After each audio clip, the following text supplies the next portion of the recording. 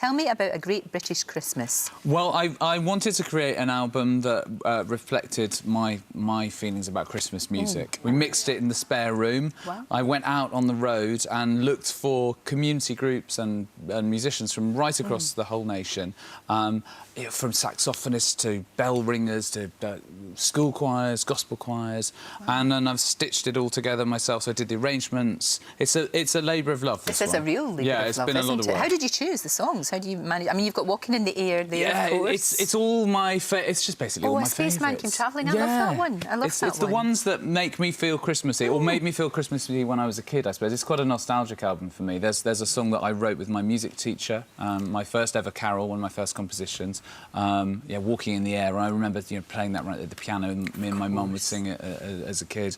I've written a couple of songs. Done one with Ricky Wilson from the Kaiser Chiefs. Oh, I love him. He's good. He's a scream. Yeah, he's a really funny guy. He's really fun. He's a good he was guy. very nervous, actually. He came to my house and I said, I've written a song for you, and I played it, and that was nerve-wracking for me. And then he had to come and sing to me, and he was quite sort of... he was quite nervous. You don't expect that? No, you don't. Expect that from him? But he was great. It's really good. And are you going to be doing more, discovering more beautiful voices out there? I hope so, Hidden gems out there? Yes. Are there any around here?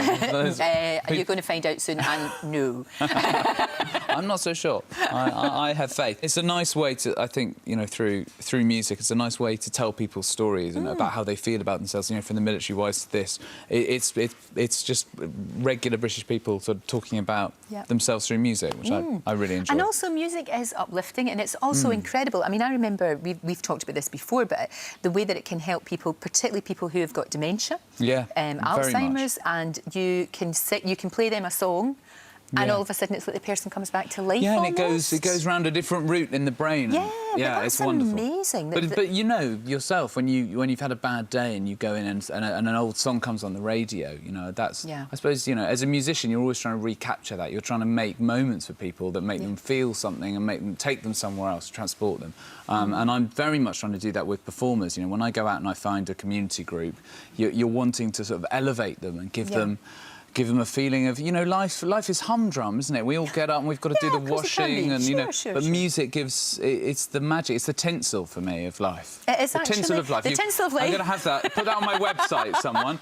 Especially this time of year, how apt is it? The tinsel of life. But it's true, it's absolutely true. And what I loved about your shows, all of the shows that you've done, is you can see people gaining confidence in themselves purely by learning to sing. It's that, and I sort of wrap them in a warm hug as much as I can, because I want to be there to support them. Because fundamentally, if it goes wrong, it doesn't matter, as we'll discover here. I mean, it's bound to go wrong. It's bound to be a disaster.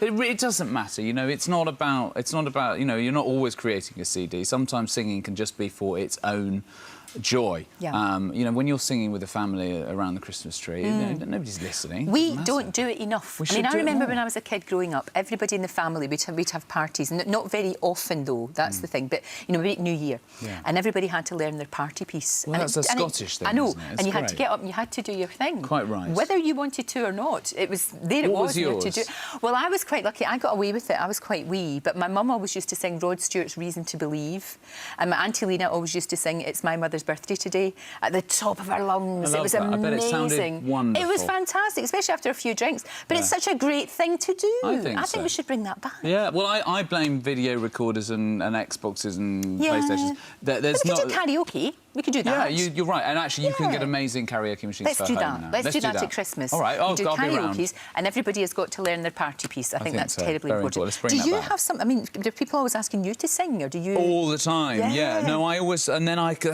draw a complete blank because I do music every day. I think probably on Christmas Day I may not do it. Well, we've got the hits of Whitney Houston, and Les Miserables. I've got all those sheet music. I get rifle through the box and bring something. Wow, that's. I mean, it sounds dreadful, but. Who cares? No one's listening. That's not on the album. No, there's no Whitney, but there's loads of lovely things on here. It's a perfect present, and it's Gareth's Great British Christmas. If you'd like to see even more great guests, then click here.